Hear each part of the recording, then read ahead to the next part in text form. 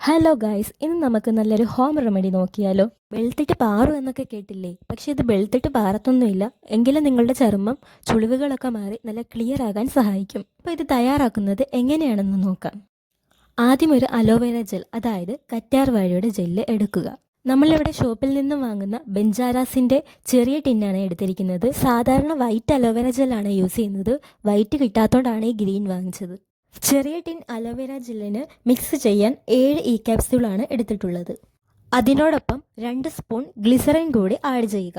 എത്ര ക്വാണ്ടിറ്റി എടുക്കുന്നോ അതനുസരിച്ച് ക്യാപ്സ്യൂളും ഗ്ലിസറിനും ഉപയോഗിക്കുക. ഇത് എല്ലാ സ്കിൻ ടൈപ്പുകാർക്കും ഉപയോഗിക്കാം. പ്രത്യേകിച്ച് ഡ്രൈ സ്കിൻ ആയവർക്ക് സ്കിൻ നല്ല സോഫ്റ്റ് ആൻഡ് സ്മൂത്ത് ആകാനും ഡ്രൈനെസ് മാറാനും സഹായിക്കുന്നു. അപ്പോൾ അലോവേര ജെൽ, ഗ്ലിസറിൻ, ക്യാപ്സ്യൂൾ ഈ 3 മിശ്രിതം ഈ ഒരു കൺസിസ്റ്റൻസിയിൽ എത്തുന്നവരെ നന്നായിട്ട് മിക്സ് ചെയ്യുക. അപ്പോൾ ഇത് ഡേ ആൻഡ് നൈറ്റ് നമുക്ക് യൂസ് ചെയ്യാം. ഇത് ഫേസിലും ബോഡി ഫുള്ളും അപ്ലൈ ചെയ്യാവുന്നതാണ്. ഇത് അപ്ലൈ ചെയ്യുമ്പോൾ തന്നെ നല്ലൊരു കൂളിംഗ് എഫക്റ്റ് കിട്ടും. അപ്പോൾ ഇതെല്ലാവരും ഒന്ന് ട്രൈ ചെയ്ത് നോക്കണേ.